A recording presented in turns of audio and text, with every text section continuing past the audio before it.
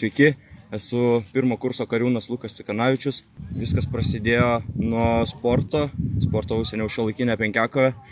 Nemažai mano kolegų buvo Kaspė, pasakojo istorijos, kaip ten faina patinka. Kai buvau mažiukas, važiavau į šaulių stovyklas, pats nebuvau šaulys, bet tai mane kabino, kažkaip jaučiausi, kad tai esu savoje aplinkoje. Patiko miškas, aktyvus laikas.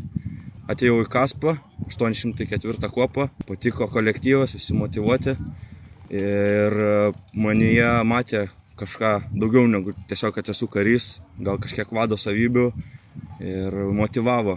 Sako, tau gal tiktų tą karo akademiją ir seniau kažkaip mačiau, kad visai norėčiau, bet neišdrįsdavau ir po paskatinimo įstojau ir sėkmingai tarnauju.